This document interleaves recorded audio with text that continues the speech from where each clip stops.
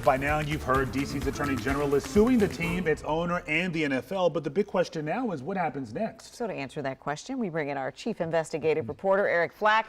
You just wrapped up a conversation with a sports journalist in St. Louis. And this is key because that city also sued a team and the NFL. So what do we learn? Well, this is not the first time that this has happened. In fact, the last case was fairly recent. It was just last year that the city of St. Louis reached a $790 million settlement with the NFL and Rams owner Stan Kroenke after St. Louis sued Kroenke and the league over the team's relocation to Los Angeles.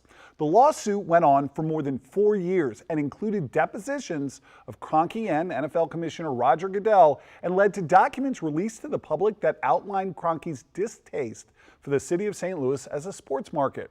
And while that lawsuit filed is much different than the one filed Thursday by Attorney General Karl Racine here in D.C., they differ in allegations, a lot of other things. Both accuse a heated NFL owner of colluding with the league to lie and hurt a devoted fan base.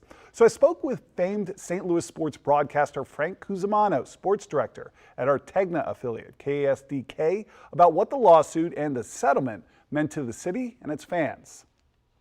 When this lawsuit was first filed against Stan Kroenke and the NFL, did anybody in St. Louis think it was going to go anywhere? I don't think so. I think that we are the little guys in this, and a mid-sized city going after a billionaire in the NFL in a lawsuit, which has really never been done before like this. I think we were a long shot from day one, Eric. Does the city of St. Louis feel like it got its pound of flesh out of this lawsuit? Well, that's a great question, Eric, because initially, when it was announced that we had won $790 million, we conducted a poll at KSDK, and over half the people felt that wasn't enough. Frank, last question for you. Who is more hated, Stan Kroenke by the city of St. Louis and its sports fans, or Dan Snyder by Commanders fans? I'd have to go with Kroenke because in the end, you're not going to lose your football team. It is worth noting that it is unlikely Racine's lawsuit would result in a settlement as big as St. Louis got. St. Louis was basically suing for damages from all the lost revenue from Kroenke moving the team to LA. Now, under DC law, a consumer protection lawsuit can result in a $5,000 fine for every deception or lie proven.